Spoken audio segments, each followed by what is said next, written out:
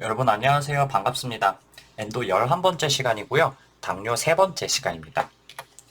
오늘 당뇨의 합병증에 대해서 보다 말씀드렸었는데요. 이제 원래 두 가지 다 하려고 했는데 이제 저의 못된 버릇 그게 생겨가지고 이게 한 번에 안 될 것 같더라고요. 이제 2시간에 나누고요. 그래서 오늘은 급성 고혈당성 합병증, 그래서 DKA, HHS 이렇게 두 가지 보도록 합시다.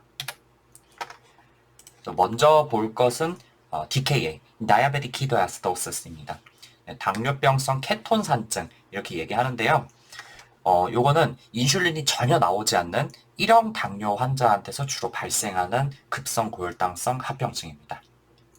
사실은 이제 1형 당뇨 굉장히 진행이 어브럽트하기 때문에 처음 걸려가지고 이 베타세포들이 쫙 죽으면서 인슐린이 갑자기 뚝 떨어지면은 그때 이제 DKA가 Initial Clinical Manifestation으로 딱 발현해가지고 이 1형 당뇨를 처음 진단받는 계기가 되기도 합니다. 그래서 이제 이 DKA 같은 경우는요, 히스토리에서 원래 당뇨가 있었는지 없었는지 안 주는 경우가 꽤 있어요. 특히 소아과 문제에서는요. 그래서 이제 요 임프레션을 잡는 게 굉장히 중요하기 때문에 이거 처음에 이거 당뇨인지 원래 모르는 사람한테서도 발병해가지고 응급실에 올 수 있다. 요거를 염두에 두시는 게 중요하겠습니다. 그래서 뭐 이런 식으로 이제 타입 1 DM이 갑자기 생겨가지고 인슐린이 아예 뚝 떨어지든지 또는 이런 사람들 인슐린 치료를 받다가 갑자기 중단을 한다든지 뭐 이렇게 되는 이유는 뭐 이제 우리나라에서는 그럴 일은 없겠지만은 외국에서는 이제 치료를 받다가 금전적인 원인으로 인해 가지고 인슐린 치료를 못 받는 그런 경우가 있어요. 그래가지고 그렇게 될 그런 경우도 있고 아니면은 이제 제일 흔한 거는 몸에 스트레스 상황이 발생해가지고 이제 그러면은 교감신경이 활성화돼가지고 당이 올라가거든요. 그럼 인슐린이 더 많이 필요하잖아요. 근데 이제 인슐린 리퀘어먼트가 갑자기 확 증가하는데 그거를 맞춰주지를 못해가지고 인슐린이 이제 필요한 양에 비해서 지금 공급되는 인슐린이 엄청 모자랄 때, 그럴 때 이 DKA가 생길 수가 있겠습니다. 특히 이렇게 스트레스 상황이 될 수 있는 원인은 감염이 제일 흔한 원인이다. 이렇게 되어 있어요. 그래서 그럼 이렇게 되면은 인슐린이 아예 절대적으로 부족한 상황이 되는 거잖아요. 그래서 제가 첫 시간에 인슐린은 라이폴라이시스를 억제하고 그러니까 TG를 분해해가지고 free fatty acid와 글라이세롤로 만드는 그런 작업이죠. 이제 그거를 억제하고 그다음에 반대로 당을 TG의 형태로 저장한다 이렇게 말씀드렸는데 그게 안 되니까 이제 혈액 중에 free fatty acid가 증가하고요.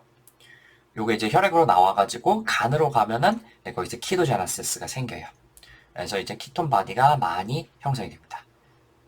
이제 이 키톤 바디라 함은 이제 베타 하이드록시 부티레이트, 그다음에 아세토아세테이트 뭐 이런 것들이 있는데 이런 식으로 오르가닉 애시드들이 생기는 게 이제 증상의 주요 원인이 되겠습니다. 그러면 증상은요, 우선 당이 많이 올라가기 때문에 오스모틱 다이레시스가 생겨요. 이제 당이 너무 올라가면은 그거를 소변에서 당을 다 재흡수가 할 수가 없잖아요. 그래서 소변으로 당이 빠져나가는데 그때 그 당은 물을 굉장히 많이 끌고 갑니다. 그냥 당만 빠져나가는 게 아니고 물을 끌고 나가게 돼 있어요. 그래서 그런 걸 우리가 osmotic diuresis가 라고 말하는 거죠. 그럼 어떻게 되겠어요? 그 free water loss가 자꾸 생긴다는 거죠. 그러면은 당연히 입이 마르면서 목이 굉장히 마르겠죠. 물도 많이 마십니다. 그리고 이제 소변을 많이 보게 되니까 웨이트 로스가 생기게 되는데 이제 사실 이제 재보질 않으니까 잘 모를 수도 있겠죠. 그러다가 이 상태가 지속이 되면은 특이하게도 복통이 생깁니다. 그래서 이제 DKA 때 복통이 있다는 거 요거 기억해 두시면은 문제 푸실 때 굉장히 좋아요. 왜냐면은 이게 그 조금 전에 오르가닉 애시드들이 많이 생긴다고 말씀드렸잖아요. 그래서 우리 몸에 전체적으로 메타볼릭 애시도시스가 생기거든요. 그 다음에 또 일렉트롤라이트의 업노말리티가 생겨요. 그렇기 때문에 이 GI 트랙트에 일레우스가 발생하는 거죠. 그래서 배가 아픈 겁니다. 그래가지고 뭐야 DKA인데 왜 뜬금없이 배가 아프지 이렇게 생각하시면 안 되고 DKA는 원래 배가 아픈 거예요. 그리고 이제 메타볼릭 애시도시스가 생기기 때문에 이제 그거에 대한 레스피토리 컴펜세이션을 해야 되죠. 그래서 숨을 굉장히 깊고 빠르게 쉬게 됩니다. 그래서 그거를 쿠스멀 레스피레이션이라고 해요. 굉장히 빠른 숨을 깊게 쉬는 거. 그리고 이때 날숨으로 혈액에 있는 키톤 바디들이 섞여서 나오기 때문에 마치 과일 냄새 아니면 아세톤 냄새 같은 것들이 맡아지게 됩니다. 이제 그리고 이제 디하이드레이션이 생기니까 당연히 그것 때문에 하이포텐션과 타키카르디아가 있을 수가 있겠고요. 그 다음에 altered mental status도 동반할 수가 있겠네요. 그리고 흔히 감염이 트리거가 되기 때문에 열을 동반할 수도 있고 설령 열이 없더라도 혹시 인펙션이 있지는 않은지 그런 걸 확인을 해봐야겠습니다. 증상을 간단하게 요약을 드리면은 환자가 굉장히 지치고 피로해하는데 복통까지 같이 있다. 그러면 젊은 사람이 갑자기 이렇게 오면은 DKA를 한 번쯤 생각해 볼 수가 있겠네요. 혈액 검사를 하면은 하이퍼글라이세미아가 나오는데 아주 그렇게 높지는 않아요. 보통 간이혈 단계, 이제 혈액만큼 내 가지고 좀 하는 기계 가지고 이제 스트립 꽂아서 재는 거 있잖아요. 그 재면은 혈당이 한 500 아니면 600까지 재져요. 기계에 따라서. 근데 그 이상의 측정 범위를 넘어가면은 그냥 높다, 하이 이렇게 뜨거든요. 근데 이 DKA 때는 아직 그래도 간이혈 단계로 측정이 가능한 수준이고 막 700, 800, 900 이렇게 높아지지는 않아요. 한 250에서 500, 600 정도 여기 정도까지가 DKA의 혈당 범위다. 그리고 이런 사람은 보통 응급실로 오게 될 거잖아요. 그래서 숨을 막 거칠고 힘들게 쉬고 막 이러는 걸 보면은 ABGA를 하겠죠. 그래서 이 ABGA를 하면은 High anion gap metabolic acidosis로 나옵니다. 그러니까 우리 몸에서 오르가닉 애시드들이 뭔가 생성이 되고 있다는 뜻이에요. 그래서 이제 High anion gap metabolic acidosis는 소견이 이제 pH는 7.35 미만으로 낮게 나오고 그 다음에 PaCO2는 이제 숨을 거칠게 쉴 거니까 이제 PaCO2 떨어지게 나오고 애시도시스니까 HCO 이제 바이카보네이트도 낮게 나오겠죠. 그리고 anion 갭을 재보면은 12 이상으로 높게 나온다. 그래서 사실 이렇게 혈당이 높고 애시도시스가 나온다? 그럼 사실 거의 진단은 끝나는 거나 마찬가지예요. 근데 여기서 부가적인 얘기를 조금 더 해보면은 이제 유린에서 키톤 아니면 글루코즈 이런 거 당연히 측정이 될 거고요. 그다음에 요거 기억해 두시면 좋을 것 같아요. 나트륨이 조금 낮게 나와요. 근데 이런 거를 슈도 하이포나트륨이라고 합니다. 진짜 나트륨이 낮아가지고 그렇게 나오는 게 아니고요. 혈당이 너무 높아가지고 가짜로 그렇게 나오는 거예요. 그렇게 생각하시면 되고 그 다음에 칼륨은 정상일 수도 있고 아니면은 조금 높게 나올 수도 있겠습니다. 그럼 당연히 뭐 이제 HHS 이제 애시도시스니까 칼륨 그렇게 높게 나올 수 있겠죠. 그리고 이제 칼륨 그렇게 높게 나오는 이유 중에 하나는 또 이제 인슐린이 없으니까 인슐린이 있어야 그거를 이제 그 세포 안쪽으로 집어넣을 수가 있는데 그게 안 되는 거죠. 그래서 이렇게 나올 수가 있다. 이제 동반되는 소견으로는 WBC가 상승할 수가 있겠는데 그거는 감염 때문에 그럴 수도 있고 아니면 그냥 non-specific finding일 수도 있어요. 그다음에 또 시험에 잘 나오는 게 아밀레이즈 상승. 이거 아밀레이즈 올라가면은 지금 배도 아프고 그러니까 이게 혹시 팬크레아타이티스는 아닌가 이렇게 생각을 할 수가 있는데 라이페이즈 정상인 걸로 팬크레아타이티스는 룰아웃 할 수가 있겠습니다. 그래서 요 DKA 때 배 아플 거 이거 애시도시스 때문에 그렇게 되는 거지 팬크레아타이티스 때문에 배 아픈 거 아니라는 거 요 기억을 해두시면 좋겠네요. 자 그러면 이 DKA 치료는 HHS랑 똑같기 때문에 조금 이따 말씀을 드릴 텐데요. 한 가지 기억해 두셨으면 좋겠는 거는 이 DKA를 치료할 때 치료 효과를 판정할 때는 뭘 봐야 되냐면은 NI온 갭과 pH입니다.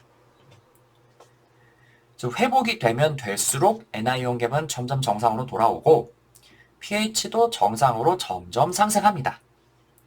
그래서 그렇게 되면은 잘 치료가 되고 있다 이렇게 보는 거고 일단 DKA를 진단했으면은 키톤 바디는 그 다음부터 측정하는 건 의미 없어요. 왜냐면은 키톤 바디를 측정할 때 편의상 우리가 보는 거는 아세토아세테이트를 측정을 하거든요. 근데 사실 우리 몸에서 생성되는 메이저 키톤 바디는요, 베타 하이드록시 부티레이트예요. 그래서 이게 치료 과정에서 아세토아세테이트로 계속 변환이 되기 때문에 이게 오히려 키톤 바디가 증가하는 것처럼 그렇게 보일 수가 있어요. 그럼 키톤 바디가 증가하니까 치료가 안 되고 있냐? 그게 아니라는 거죠. 그래서 키톤 바디는 처음에 그 양성으로 뜬 거 딱 한 번 보면은 그걸로 이제 DKA 진단하는 걸로 확진을 하는 거죠. DKA 확진하는 걸로 진단적 의미는 충분하고 이후에 뭐 올라가고 내려가고 하는 거는 별 의미 없습니다. 자, 그 다음에 이 DKA 때 동반할 수 있는 게 당연히 이제 일렉트로라이트에 문제 생기니까 아리트미아 생길 수가 있겠죠. 그리고 또 여기 기억해 주셨으면 좋겠는 건 뮤콜 마이코시스. 이제 감염 때 한번 말씀드렸죠. 그 이제 얼굴 이런데 굉장히 이제 네크로타이징한 그런 인펙션이 생기는 건데 이제 이게 당뇨랑 굉장히 연관이 많다 이렇게 말씀드렸었습니다. 근데 이게 특히 잘 생길 때가 이 그 DKA 때문에 DKA랑 같이 확 오는 경우가 있어요. 그래서 요건 이제 사망 원인이 될 수가 있겠죠. 그 다음에 요 세레브럴 이데마는요, 이걸 이제 좀 이따 말씀드릴 텐데 수액을 공급을 하거든요. 수액 공급 갑자기 너무 많이 하다가 에데마가 생길 수가 있다. 뭐 그 정도로 생각하시면 되겠습니다.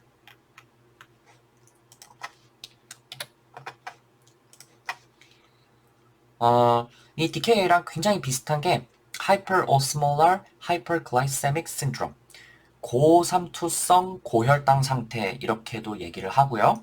아니면은 뭐 고삼투압성 비케톤산성 증후군, 아니면은 고삼투압성 비케톤산성 코마, 뭐 이렇게 번역을 하는데요. 어쨌든 영어로는 그냥 HHS입니다. 그래서 요거는 역시 인슐린이 부족한 상태에서 생기는 건데요. 이 DKA랑은 다른 게 요거는 2형 당뇨에서 잘 생겨요. 그래서 나이가 많고 이제 당뇨를 오래 앓으신 분들, 그런 분들은 이제 당이 조절이 좀 잘 안 되고 그랬던 분들은 이제 특히 인슐린이 좀 모자라는 경우가 있는데, 그런 경우에 이제 감염이라든지 하는 이유로 역시 몸에 스트레스가 생겨가지고 인슐린 요구량이 늘어나는데요. 이때 DKA처럼 인슐린이 완전히 바닥을 치고 뭐 그런 거는 아니고 상대적으로 부족한 상태가 되는 겁니다. 그러면 이제 그 상태가 지속이 되면은 며칠에 걸쳐 가지고 하이퍼글라이세미아가 조금씩 심해지겠죠. 그래서 이 하이퍼글라이세미아 때문에 오스몰라리티가 점점 올라갈겠네요. 그러면 아까 DKA랑 마찬가지로 역시 오스모틱 다이레시스가 생기는데 DKA 때보다 HHS가 이 오스모틱 다이레시스가 훨씬 심하게 나타납니다. 그래서 이 오스몰라리티가 그러면은 이제 그 역시 프리워터 로스가 점점 심해지겠죠. 그러면은 디하이드레이션이 심해지면서 시럼 오스몰라리티가 더욱 올라가든 이런 악순환이 반복이 되는 겁니다. 당은 소변으로 빠지고 프리워터 로스가 생기고 디하이드레이션 생기고 그러면은 이제 디하이드레이션 때문에 오스몰라리티가 올라가니까 더 당이 소변으로 많이 빠지고 더 물이 빠지고 요게 며칠 또는 몇 주에 걸쳐 가지고 계속 악순환으로 이어지는 거예요. 그래서 이 HHS는요, 그게 며칠 동안 이렇게 몇 주에 걸쳐가지고 점점 심해지다 보니까 하이퍼글라이세미가 굉장히 심해집니다. 당이 한 600, 700, 800, 뭐 심하면은 1000 이렇게까지 엄청 높아져요.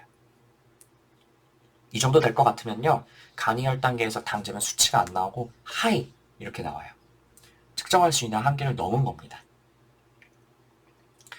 그런데 그럼에도 불구하고 이때 인슐린이 아예 없는 거는 아니고 상대적으로 부족한 상태다 이렇게 되어 있어가지고요. DKA처럼 라이폴라이시스가 아예 안 생긴다든지, 라이폴라이시스가 심해진다든지, 아니면은 키도에시도시스가 생긴다든지 그러지는 않다는 거죠. 그래서 이때는 뭐 쿠스멀 레시피레이션이라든지 아니면은 복통, 이제 GI 심птום 같은 거는 생기지는 않습니다.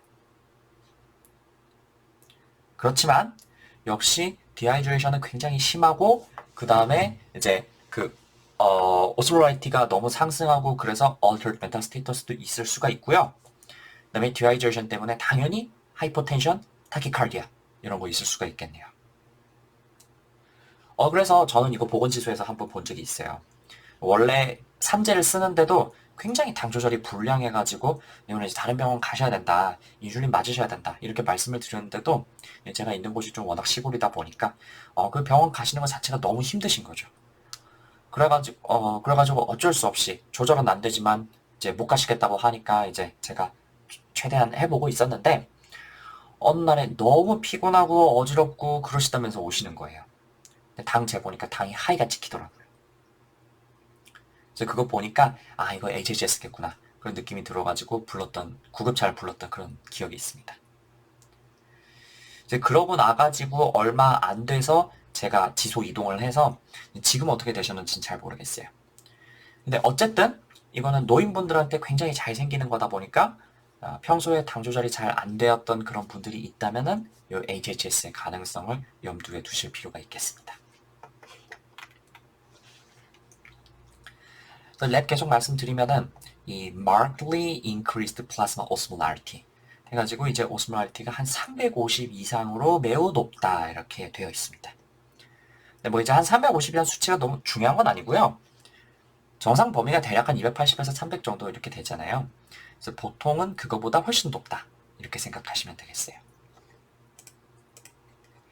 근데 그럼에도 불구하고 나트륨 수치 자체는 낮게 나와요. 근데 조금 전에 제가 이거 나트륨이 진짜 낮아가지고 이렇게 나오는 게 아니고 이게 슈도 하이포나트루미아다 이렇게 말씀을 드렸잖아요. 이게 무슨 얘기냐면은 글루코즈가 너무 높으면은 나트륨 수치가 제대로 측정이 안 돼요. 하이퍼글라이세미아 때문에. 그래서 원래 수치보다 낮게 나오는데 이게 대략 글루코즈 100당 1.6만큼 낮게 나옵니다. 그래서 실제 나트륨은요, 이 측정된 나트륨에다가 글루코즈 수치에서 100을 빼고 0.016을 곱하면 실제 나트륨이 나옵니다. 그래서 예를 들어서 나트륨이 130 나왔다. 그럼 하이포나트륨이잖아요. 그 다음에 HHS에서 글루코즈가 만약에 1100이다. 그러면은 그때는 실제 나트륨은 130에다가 16을 더해가지고 146이 되는 거죠. 그럼 이때는 사실은 하이퍼나트루미아가 아니고 하이퍼나트루미아구나 이거를 알게 되는 거죠. 근데 사실상 HHS는 원래 디하이드레이션도 굉장히 심하고 오스몰라리티도 올라가는 그런 질환이고 이제 인트라바스큘러 볼륨이 떨어지는 상황이기 때문에 이제 나트륨은 원래 높은 게 맞는 거죠. 그래서 이런 거를 우리가 슈도 하이포나트루미아다 이렇게 부르는 겁니다. 마지막으로 디하이드레이션과 하이포볼레미아가 굉장히 심하기 때문에 그것 때문에 프리리널 AKI 그래서 그것 때문에 아조테미아까지도 생길 수가 있겠습니다.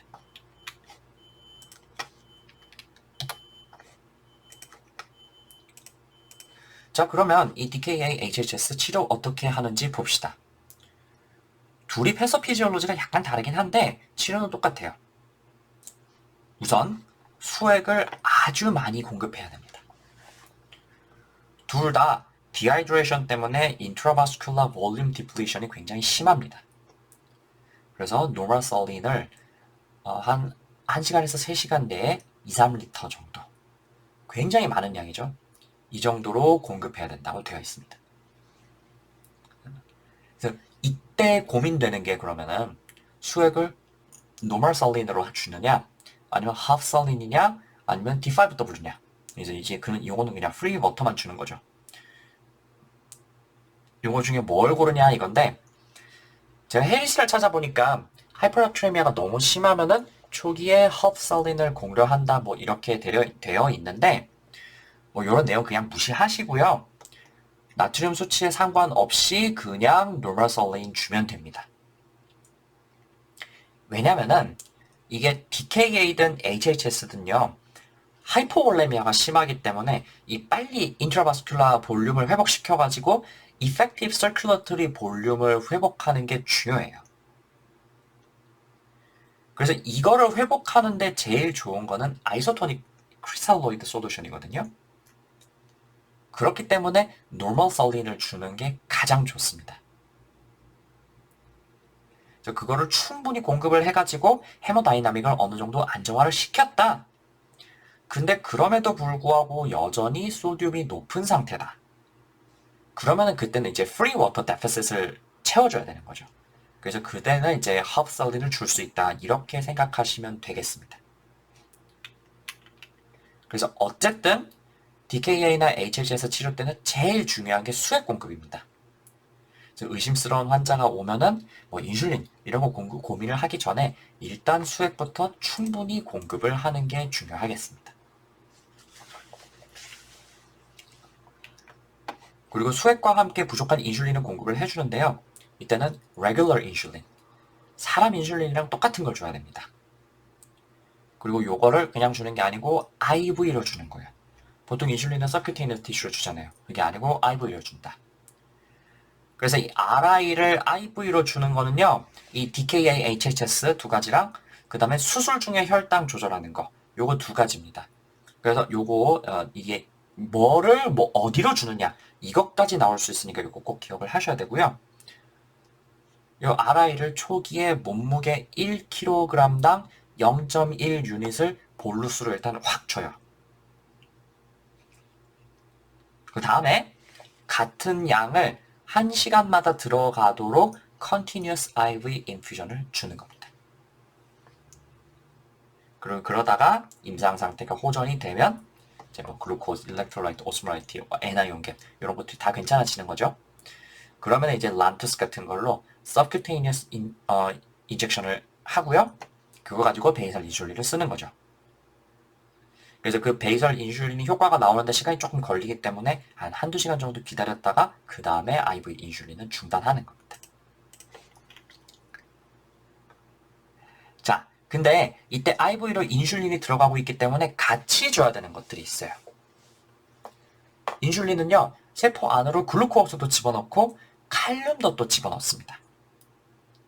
그래서 사실 뭐 그럴 일은 없겠지만 이제 치료를 하다가 블러드 글루코스가 250보다 떨어질 수가 있잖아요. 그러면은 그때는 수액에 글루코즈를 섞어서 줘야겠습니다. 특히 이제 DKA 같은 경우는 완전히 키토에시도시스가 해결이 안 됐는데 글루코스부터 먼저 떨어질 수가 있죠.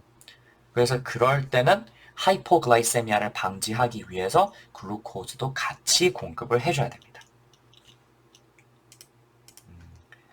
그 다음에 수액에는 반드시 칼륨을 같이 섞어서 줘야 됩니다. 그래서 칼륨을 한 5.0에서 5.2 수준으로 보더라인 하이를 맞추는 게 목표예요. 이건 왜 그러냐면은 인슐린 때문에 하이포칼레미아가 생길 수가 있어요. 그래서 칼륨을 꼭 같이 주는 거고요.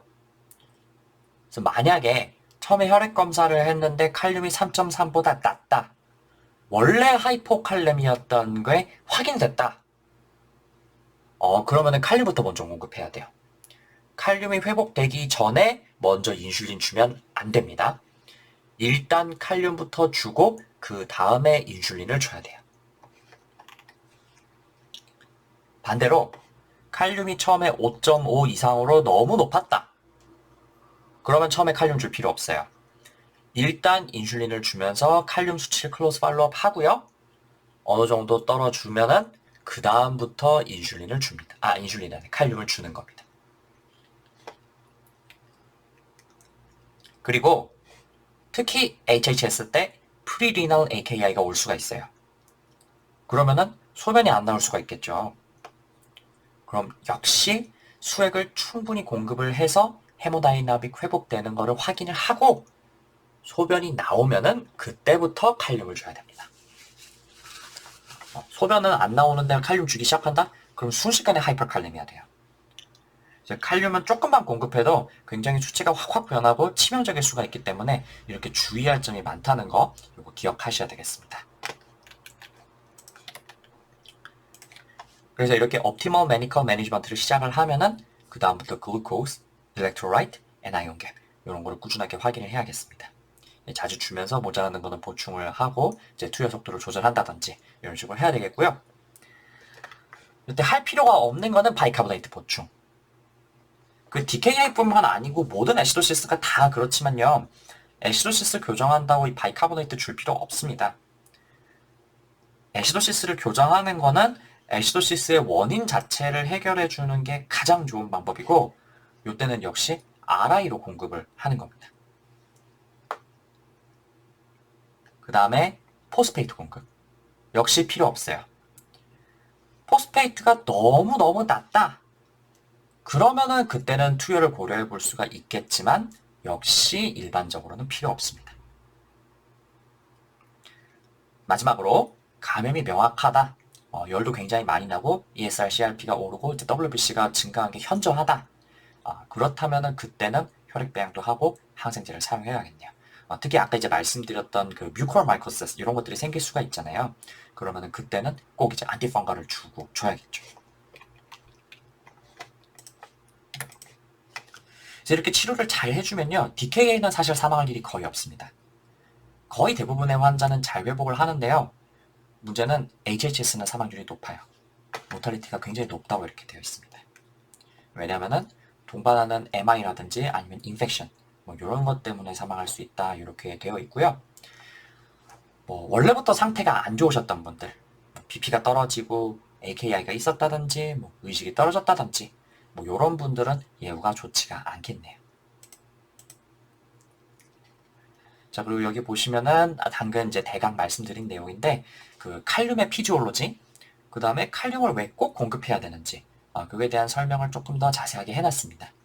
그래서 궁금하신 분들은 요거 조금 더 읽어보시면 되겠습니다.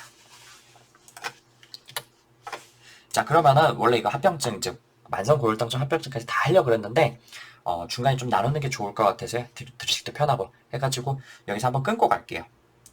오늘 말씀드린 것 중에 치료 부분은 참 시험에 까다롭게 잘 나오는 부분이니까 이 수치들 암기하셔야 되고요. 수치에 따라서 뭐 주고 안 주고 이게 왔다 갔다 하잖아요. 그거 굉장히 중요해요. 특히 R형 같은데 이거 문제 어렵게 나오면은 진짜 수치 안 외우면은 손도 못 씁니다. 이거 잘 기억하시고 그다음에 이제 DKA랑 HHS 임프레션 잡는 연습을 문제 풀면서 해보세요. 그러면 저는 이제 다음 시간에 당뇨의 만성합병증에 대해 다루도록 하겠습니다. 감사합니다.